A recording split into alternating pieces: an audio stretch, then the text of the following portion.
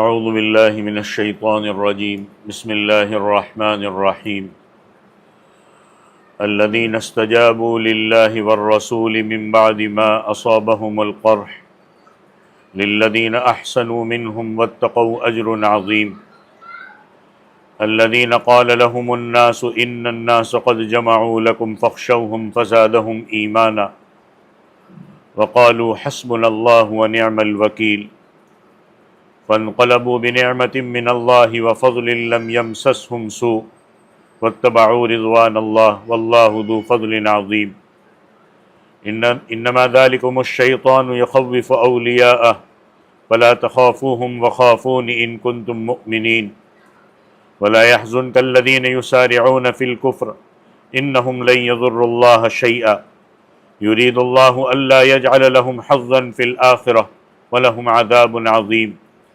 ان الذين اشتروا الكفر بالایمان لن يضروا الله شيئا ولهم عذاب علیم صدق اللہ العظیم۔ سورہ آل عمران کی آیت نمبر 172 سے آیت نمبر 177 تک تلاوت کی ہے۔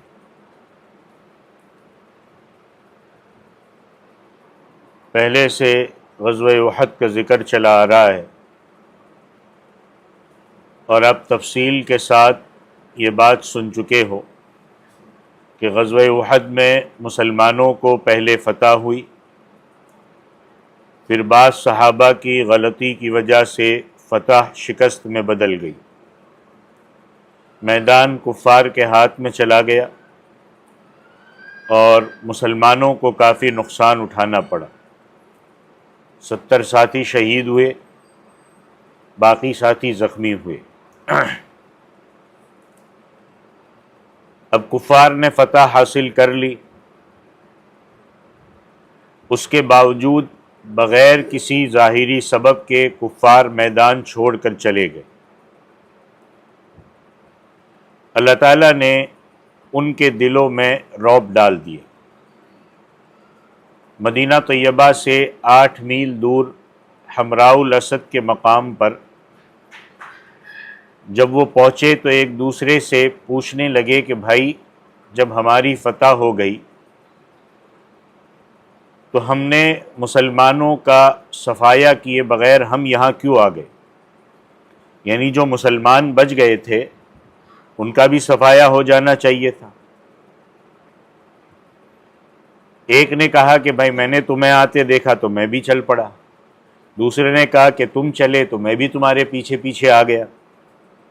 تو اب ان کو اپنی غلطی کا احساس ہوا، کہنے لگے کہ اب بھی وقت ہے، پلٹ کر جاتے ہیں اور مسلمانوں کا صفایا کر دینا چاہیے۔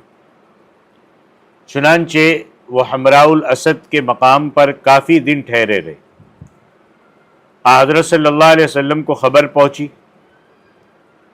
کہ وہ حمراء الاسد کے مقام پر اکٹھے ہو رہے اور تازہ دم ہو کر دوبارہ حملہ کرنا چاہتے، تو اللہ کے نبی نے باقی صحابہ کو جو زخموں سے چور تھے جمع فرمایا کہ اس سے پہلے کہ مشرکین ہم پر پلٹ کر حملہ کرے، کیوں نہ ہم پیچھا کر کے ان کے ناپاک ارادوں کو خاک میں ملا دیں۔ اب صحابہ اگرچہ تھکے ماندے تھے، زخموں سے چور تھے، لیکن پھر تیار ہو گئے، کہا ٹھیک ہے ہم چلیں گے، اور تیار ہو گئے۔ اگرچہ ایسے موقع پر دوبارہ لڑنے کے لیے تیار ہونا یہ بہت مشکل ہوتا ہے، لیکن حضرت صلی اللہ علیہ وسلم کے پروانے ان تکلیفوں کو برداشت کرتے تھے۔ اسی کا ذکر اللہ تعالیٰ فرماتے کہ الذین استجابوا للہ والرسول، کہ وہ لوگ جنہوں نے اللہ تعالیٰ اور اللہ کے رسول کا حکم مانا، من بعد ما اصابہم القرح، بعد اس کے کہ ان کو زخم پہنچا۔ آپ سب کو پتہ ہے کہ احد کے مقام پر کافی جانی نقصان برداشت کرنا پڑا، 70 ساتھی شہید ہوئے اور حضرت صلی اللہ علیہ وسلم سمیت بہت سے ساتھی زخمی تھے۔ کسی نے بازو پر پٹی باندھی ہوئی تھی، کسی نے سر پر، کسی نے پیر پر، لیکن اس کے باوجود حمراء الاسد کے مقام پر جا پہنچے۔ کفار نے جب سنا کہ مسلمان زخمی حالت میں بھی حملے کے لیے ہماری طرف آ رہے تو گھبرا گئے، کہنے لگے کہ زخمی شیر کا حملہ بہت خطرناک ہوتا ہے، لہذا اب یہ ہمیں چھوڑیں گے نہیں۔ اس موقع پر معبد خزائی، جن کا تعلق قبیلہ بنو خزاعہ سے تھا، ابھی تک مسلمان نہیں ہوئے تھے مگر دل میں اللہ کے نبی کے طرفدار تھے، بعد میں وہ مسلمان ہوئے، اور قبیلہ بنو خزاعہ کو یہ فخر حاصل ہے کہ کافر ہوتے ہوئے بھی انہوں نے حضرت صلی اللہ علیہ وسلم کی کھل کر مخالفت نہیں کی، بلکہ آپ صلی اللہ علیہ وسلم کی تائید کرتے رہے۔ تو معبد خزائی مدینے سے مکہ جا رہے تھے، جس وقت وہ وہاں پہنچے جہاں کافروں نے پڑاؤ ڈالا ہوا تھا، تو کفار نے ان سے پوچھا کہ بتاؤ تم نے زخمیوں کو دیکھا ہے؟ تو انہوں نے کہا کہ وہ تو تازہ دم ہو کر آئے ہوئے ہیں، پہلے سے زیادہ تیار ہے، اور آدمی بھی کافی ہے، تاکہ وہ یہ سمجھے کہ ان کے ساتھ اور لوگ بھی شامل ہو گئے، لہذا تم یہاں رکو مت۔ معبد خزائی کی اس بات نے بھی ان کے دلوں میں رعب ڈالا، وہ وہاں سے بھاگ گئے کہ یہ ہمیں چھوڑیں گے نہیں۔ آپ صلی اللہ علیہ وسلم اپنے ساتھیوں کے ہمراہ حمراء الاسد کی جگہ پر پہنچے، وہاں 3 دن رکے، 17، 18 اور 19 شوال۔ 3 دن کے انتظار کے بعد آپ صلی اللہ علیہ وسلم واپس تشریف لائے۔ اللہ تعالیٰ فرماتے للذین احسنوا منہم واتقوا اجر عظیم، ان لوگوں کے لیے جنہوں نے نیکی کی ان میں سے اور اللہ سے ڈرتے رہے، ان کے لیے بڑا اجر ہے۔ اس موقع پر قبیلہ عبد القیس کے تاجروں کا ایک قافلہ، دیکھو بات دونوں طرف سے چل رہی تھی، وہاں کفار کو بھی ڈرایا جا رہا تھا، یہاں مسلمانوں کو بھی ڈرایا جا رہا۔ تو تاجروں کا ایک قافلہ مکے سے مدینے کی طرف آ رہا تھا، اس قافلے کا ایک شخص تھا نعیم بن مسعود اشجعی، جو بعد میں مسلمان ہو گیا تھا۔ کفار نے ان کو لالچ دیا تھا کہ ہم تمہیں 10 اونٹ دیں گے، یعنی آج کل کی 10 فراری کار دیں گے، 10 اونٹ دیں گے، اور چمک دکھائی کہ تم ایک کام کرو، جاؤ اور مسلمانوں پر ہمارا رعب ڈال دو اور کہہ دو کہ مکے والوں نے بڑے قبیلے اکٹھے کیے ہیں اور وہ تمہارا صفایا کرنے کے لیے تیار ہے۔ اس نے حضرت صلی اللہ علیہ وسلم سے ملاقات کی اور کہنے لگا کہ تمہیں معلوم ہے کہ ابو جہل کے مرنے کے بعد اب قریشیوں کی کمان ابو سفیان کے پاس ہے، اور وہ قبیلہ کتنا مضبوط اور جنگجو ہے، اور یہ بات حقیقت ہے کہ ابو سفیان جب کافر تھے تو کفر میں بڑے بہادر اور مضبوط تھے۔ سن ہجری 8 تک انہوں نے کافروں کے لشکر کی کمان کی ہے، اور سن ہجری 8 میں مسلمان ہو گئے، اور مسلمان ہونے کے بعد بھی اسلام میں اسی طرح بہادر اور مضبوط تھے، اور ان کے خاندان نے دین کے لیے بہت خدمات سر انجام دی ہے۔ تو نعیم بن عبداللہ نے کافی ڈرانے کی کوشش کی، صحابہ نے سنا تو صحابہ میں کوئی ڈر پیدا نہیں ہوا، صحابہ نے بیک زبان ہو کر کہا حسبنا اللہ ونعم الوکیل، ہمیں اللہ کافی ہے، وہی ہمارا کارساز ہے۔ اب اگلی آیت اسی پس منظر کی ہے، اس کو سنیے اور آج کے حالات سے ریلیٹ کیجیے۔ الذین قال لهم الناس، کہ پیغمبر کے ساتھی وہ لوگ ہیں کہ کہا ان کو لوگوں نے ان الناس قد جمعوا لکم، کہ لوگوں نے لشکر تمہارے لیے جمع کیے، فخشوہم، تم ان سے ڈرو، ان کا مقابلہ نہ کرنا۔ یہ بات جب ان کے ایجنٹوں نے کی، آج کے دور میں میڈیا اور بھی دوسرے ذرائع یہ کردار ادا کر رہے ہیں کہ مسلمانوں کو ختم کرنے کے پورے پلان الگ الگ ذرائع سے بنائے جا رہے ہیں، اسی لیے ڈرو، کمپرومائز کر لو، اور یہ جیسا چاہتے ہیں ویسے ہو جاؤ۔ بالکل یہی صحابہ سے کہا گیا تھا کہ دیکھو لوگ تمہارے خلاف جمع ہو گئے، تو صحابہ کا کیا ریئیکشن کیا تھا، صحابہ نے کیا جواب دیا، اور یہ کہنے کے باوجود وہ ڈرے یا یہ کیا ہوا؟ قرآن کہتا ہے یہ کہنے کے بعد فزادہم ایمانا، اس بات نے ان کے ایمان کو اور بڑھا دیا. وہ ڈرے نہیں، وہ خوف میں نہیں آئے، انہوں نے کمپرومائز نہیں کیا، ان کے ایمان کو اور بڑھا دیا. اور انہوں نے کیا کہا؟ وقالوا حسبنا اللہ ونعم الوکیل، کہ ہمیں اللہ کافی ہے، اچھا کارساز ہے، کام بنانے والا وہی رب تعالی ہی ہے. اور یہی آج ہماری بات بھی ہونی چاہیے، کیونکہ خدا کی طاقت اور قدرت کے سامنے کسی کی کوئی حیثیت نہیں ہے. یہی ہمارا جملہ ہونا چاہیے، جو جملہ آج اہل غزہ کے چھوٹے چھوٹے بچوں کا ہے، حسبنا اللہ ونعم الوکیل، حسبنا اللہ ونعم الوکیل. کوئی کہتا ہے وَلَنَبْلُوَنَّكُمْ بِشَيْءٍ مِّنَ الْخَوْفِ وَالْجُوعِ وَنَقْصٍ مِّنَ الْأَمْوَالِ وَالْأَنفُسِ وَالثَّمَرَاتِ وَبَشِّرِ الصَّابِرِينَ الَّذِينَ إِذَا أَصَابَتْهُمْ مُصِيبَةٌ قَالُوا إِنَّا لِلَّهِ وَإِنَّا إِلَيْهِ رَاجِعُونَ. یہ ہماری زبانوں پہ یہ ہونا چاہیے. جب خدا کی طاقت پہ بھروسہ نہیں ہوتا نا، خدا کی قدرت پہ بھروسہ نہیں ہوتا، میڈیا کی طاقت پہ بھروسہ ہوتا، حکومت کی طاقت پہ بھروسہ ہوتا ہے، تو پھر دل میں خوف پیدا ہوتا.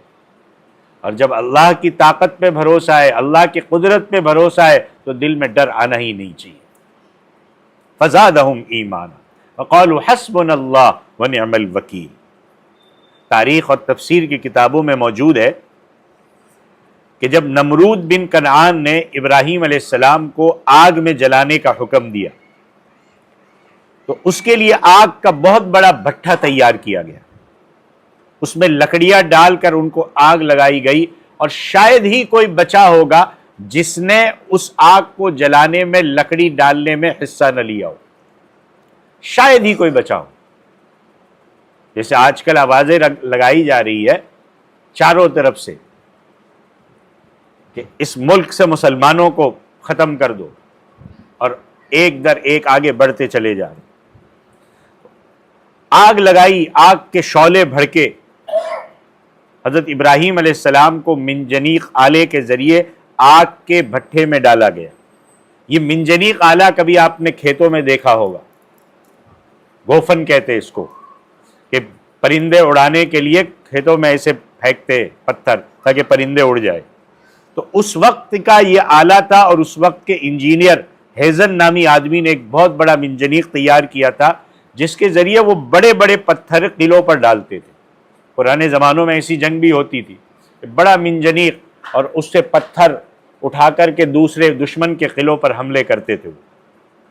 دارمی شریف کی روایت میں کہ جرد عن الثیاب، حضرت ابراہیم علیہ السلام کو آگ میں ڈالتے وقت بالکل ننگا کر دیا گیا، کپڑے اتار دیے گئے. بخاری شریف کی روایت میں آتا ہے کہ لوگ جب قبروں سے نکلیں گے تو سب سے پہلے حضرت ابراہیم کو لباس پہنایا جائے، اور اللہ کے نبی نے فرمایا کہ اس کے بعد مجھے لباس پہنایا جائے گا. حضرت ابراہیم کو پہلے لباس پہنانے کی یہی وجہ ہے کہ ان کو ننگا کر کے ہاتھ پاؤں رسیوں سے جکڑ کر منجنیق آلے کے ذریعے آگ کے بھٹے میں پھینکا گیا. حضرت ابراہیم علیہ السلام کو جب منجنیق میں رکھا گیا تو مخالفین نے نعرے لگائے، نمرود زندہ باد، نمرود زندہ باد. آج کے نعروں سے ریلیٹ کر دو، میں نہیں بولوں گا کھل کے، آپ سمجھ جاؤ. یہ اور اس کی اور اس کی اور اس کی جو بھی آپ جوڑ لو. تو نمرود زندہ باد، نمرود زندہ باد کے نعرے لگانے شروع کی، اور اس خوشی میں انہوں نے بھنگڑے ڈالنے شروع کیے کہ ابھی اس کا سر پھٹے گا، اس کی ٹھا ہوگی، اور یہ آگ میں جلے گا، اور ہمارے کلیجے ٹھنڈے ہوں گے. جیسے جہاں مسلمانوں کو تکلیف پہنچانے کی تھوڑی خبر ملتی ہے نا، آج کل کے سوشل میڈیا پہ دیکھو، ایسا لگتا ہے ان کے کلیجے ٹھنڈے ہو رہے، اور وہ کہنے لگے ہم بت توڑنے کا بدلہ لیں گے. اس حالت میں حضرت جبرائیل تشریف لائے، حضرت ابراہیم سے فرمایا کہ میرے لائق کوئی خدمت ہو تو بتاؤ. اس موقع پر حضرت ابراہیم نے فرمایا حسبی اللہ ونعم الوکیل، مجھے میرا رب کافی ہے اور وہ بہترین کارساز ہے، مجھے تیری مدد کی ضرورت نہیں ہے. حضرت ابراہیم علیہ السلام کو جب آگ میں ڈالا گیا، بخاری شریف کی روایت میں کہ گھروں میں چھپکلی ہوتی ہے، اس کو عربی میں وزغ کہتے. اس چھپکلی نے پھونکے مارنی شروع کی کہ آگ تیز ہو، اگرچہ اس کی پھونکوں سے کچھ نہیں بنتا تھا، مگر اس نے اپنا اندر کا جو خبیث پنا تھا وہ ظاہر کر دیا کہ میں کیا ہوں۔ اور ایک سیاہ رنگ کا پرندہ ہوتا ہے، اس کو کالی کات کہتے ہیں، وہ بڑی دور سے اپنی چونچ میں پانی لا کر بلندی سے پھینکتا تھا آگ بجھانے کے لیے۔ اس کو پرندوں نے کہا کہ کیا تیرے اس پانی کے قطرے سے آگ بجھ جائے گی؟ اس نے کہا آگ کا بجھانا میرا فریضہ نہیں ہے، میں نے اللہ کے خلیل کی مدد کے لیے اپنی توفیق کے مطابق چونچ استعمال کر لی ہے، باقی اللہ کے حوالے۔ کاش ہم بھی اسلام کی مدد کے لیے اپنی چونچ استعمال کریں، یعنی جس کو اللہ نے جتنی توفیق دی ہے اتنی خدمت کرے۔ کیوں؟ لا یکلف اللہ نفسا الا وسعہا، اللہ کسی کو اس کی طاقت سے زیادہ کا مکلف نہیں بنایا، اور کسی غلط فہمی میں مبتلا نہیں ہونا، یہ ذہن میں رکھ لو، اندر سے نکال دو، یہ ڈر نکال دو کہ اسلام مٹ جائے گا۔ یاد رکھنا، باطل اور کفار جتنا زور لگا لیں گے اسلام کو نہیں مٹا سکتے، اس کی حفاظت کا ذمہ اللہ نے خود لیا ہے۔ اللہ جب چاہیں گے قیامت سے پہلے اس وقت یہ ہوگا۔ باقی ہمیں جہاں تک ہو سکے اپنی ہمت کے مطابق محنت کرنی ہے، تاکہ انگلی کٹا کے شہیدوں میں نام میرا بھی آ جائے، تاکہ اس میں ہمارا حصہ بھی ہو جائے۔ آگے اللہ فرماتے فَانْقَلَبُوا بِنِعْمَةٍ مِّنَ اللَّهِ وَفَضْلٍ، وہ لوٹے اللہ کی نعمت لے کر، اللہ کا فضل لے کر۔ عبد قیس قبیلے کے تاجروں کا جو قافلہ آ رہا تھا اس سے سامان خریدا، چونکہ تاجر لوگ تھے، تھوک کے حساب سے ان کو سامان سستا مل گیا، اس کا بڑا فائدہ ہوا۔ اسی کا ذکر ہے کہ اللہ گئے تھے تو کفار سے مقابلہ کرنے کے لیے، لیکن لوٹے اللہ کا فضل اور اللہ کی نعمت لے کر لوٹے۔ لم یمسسہم سوء، ان کو کوئی تکلیف نہیں پہنچی، کیونکہ لڑائی کی نوبت ہی نہیں ہے، کفار ویسے ہی بھاگ گئے، رب بھی راضی ہو گیا۔ واتبعوا رضوان اللہ، انہوں نے اللہ کی رضامندی کی پیروی کی۔ کہ کس طریقے پر؟ اس زخمی حالت میں اللہ کے نبی کے حکم کی تعمیل کی، باوجود زخمی ہونے کے۔ حالانکہ وہ کہہ سکتے تھے کہ حضرت ابھی تو ہمارے زخم ٹھیک نہیں ہوئے، جب زخم ٹھیک ہو جائیں گے تو پھر چلیں گے، لیکن صحابہ نے کوئی قیل و قال نہیں کی، اور آپ صلی اللہ علیہ وسلم کے حکم کو مان لیا۔ واللہ ذو فضل عظیم، اور اللہ بڑی مہربانی کرنے والا ہے۔ آگے اللہ تعالیٰ مشرکوں کے ایجنٹ کے بارے میں فرماتے ہیں، جس نے ڈرایا تھا کہ قریشیوں نے بڑی فوجیں جمع کی اور وہ تمہارے مقابلے کے لیے آ رہے۔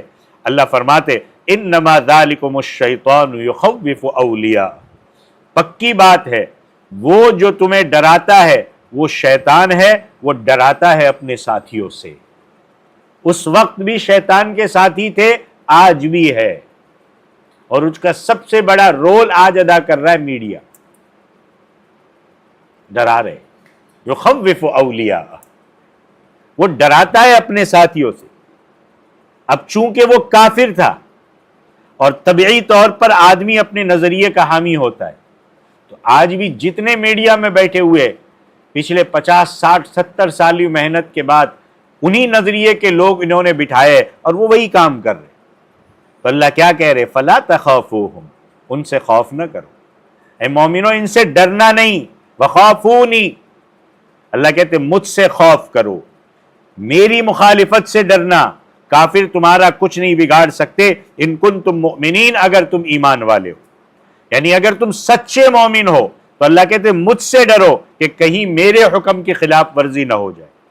اور مومن جب مومن ہوتا ہے حقیقت میں تو اللہ کی مدد ساتھ ہوتی ہے، پھر کافر چاہے کتنے زیادہ کیوں نہ ہو، فتح ایمان والوں کو حاصل ہوتی ہے۔ چنانچہ کئی مقامات ایسے ہیں کہ اللہ نے تھوڑوں کو بہتوں پر فتح عطا فرمائی۔ دوسرے پارے میں آپ نے سنا ہوگا کہ کم من فئۃ قلیلۃ غلبت فئۃ کثیرۃ بإذن اللہ، کتنی ہی تھوڑی جماعتیں غالب آ چکی ہے بہت ساری جماعتوں پر اللہ کے حکم کے ساتھ۔ حضرت طالوت رحمت اللہ علیہ کے لشکر میں ان کے ساتھ کتنے لوگ تھے؟ 313، اور مقابلے میں جالوت کا لشکر 1 لاکھ کا، تو کیا نسبت ہے 313 کی 1 لاکھ کے ساتھ؟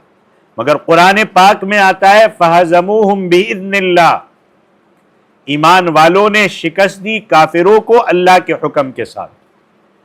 اسی طرح موتا کے مقام پر 3000 نے 1,00,000 کا مقابلہ کیا اور ان کو اللہ نے اللہ کے فضل و کرم سے شکست دے دی۔ یرموک کے مقام پر 35,000 کا بھی ذکر آتا ہے، 46,000 کا بھی ذکر آتا ہے، 35 یا 46 ہی لے لو، اور مقابلے میں رومیوں کی 7,00,000 فوج۔ مسلمانوں نے 7,00,000 فوج کو شکست فات دے دی۔ سب سے بڑی قوت ایمان اور عمل صالح کے۔ اپنے اندر کو مضبوط کرو، تھوڑے بھی ہوں گے اللہ کی مدد شامل حال ہوگی اور باطل کا صفایا ہو جائے گا۔ ہے ہزاروں میں، لاکھوں میں، 10 15 20 کروڑ میں، لیکن اندر سے کھوکھلے ہے، کچھ نہیں۔ ہاں، تھوڑے سے ہوں گے، ہتھیار چاہے معمولی ہو، اللہ کی مدد ہوگی۔ خالی ہتھیاروں پر بھروسہ ہو، خالی ظاہری تدبیروں پر بھروسہ ہو، پھر کچھ بھی حاصل نہیں۔ آج آپ جس کو دیکھو ظاہری تدبیروں کے پیچھے لگا ہوا ہے، اور وہ بھی ایک حصہ ہے، اس کو بھی کرنا ہے، لیکن جو حقیقی محنت کرنی ہے اپنے اوپر، وہ بالکل ختم ہے۔ سب سے بڑی قوت ایمان ہے۔ اللہ کا کیا وعدہ ہے؟ وَأَنْتُمُ الْأَعْلَوْنَ إِن كُنتُم مُؤْمِنِينَ، کہ تم ہی غالب رہو گے بشرطے کہ تم مومن ثابت ہو۔ پھر غزوہ احد کے لیے جو نکلے، جو منافق الگ ہوئے تھے، ان کے الگ ہونے کا آپ صلی اللہ علیہ وسلم کو طبعی طور پر صدمہ تھا کہ نکلے تو ساتھ میں تھے، لیکن عین بیچ راستے سے منافق لوٹ گئے، کیونکہ ایک آدمی ساتھ مل کر پھر الگ ہو جائے اور دشمنوں کا ساتھ دے تو صدمہ تو ہوتا ہے، اور یہ منافق بھی ایسے ہی تھے۔ تو اللہ فرماتے وَلَا يَحْزُنْكَ الَّذِينَ يُسَارِعُونَ فِي الْكُفْرِ، کہ آپ کو غم میں نہ ڈالے وہ لوگ جو دوڑ کے جاتے ہیں کفر میں۔ آج بھی ایمان چھوڑ کر کہیں جا رہا ہے کوئی، تو اس سے اللہ کے خزانے میں کوئی کمی نہیں آئی، اور اس سے افسوس بھی نہیں کرنا چاہیے۔ جتنی آپ ان کو بچانے کی فکر کر سکتے ہو کر سکتے ہو، لیکن چلے گئے کوئی غم نہیں، اپنا نقصان۔ اللہ کہتے ہیں یہ منافق جو کفر کی طرف دوڑ کے جاتے، ان کے ساتھ مراسم قائم کرتے اور تمہارے لیے پریشانیوں کے منتظر رہتے، اس سے آپ صلی اللہ علیہ وسلم فکر مند نہ ہو۔ انہم لن یضروا اللہ شیئا، بے شک وہ ہرگز نہیں نقصان پہنچا سکیں گے اللہ تعالیٰ کو کچھ بھی۔ تو جب وہ اللہ کا کچھ نہیں بگاڑ سکتے، تو آپ صلی اللہ علیہ وسلم اللہ کے پیغمبر ہے، آپ صلی اللہ علیہ وسلم کا کیا بگاڑ سکتے؟ اور رب ہے، ایک آن میں دنیا کو آباد کر سکتا ہے اور ایک آن میں دنیا کو تباہ کر سکتا ہے۔ اللہ فرماتے یرید اللہ الا یجعل لهم حظا فی الآخرہ، اللہ ارادہ کرتا ہے اس چیز کا کہ ان کے لیے آخرت میں کوئی حصہ نہ ہو۔ کیوں نہ ہو؟ کیونکہ انہوں نے ایمان کا دعویٰ کر کے کفر کی طرف رجوع کیا ہے، انہوں نے منافقت اختیار کی ہے، زبانی طور پر کلمہ پڑھتے ہیں اور اندرونی طور پر کفار کے ساتھ ہیں۔ لہذا جب وہ خود ایمان کی طرف نہیں آنا چاہتے تو اللہ زبردستی کسی کو ایمان نہیں دیتا۔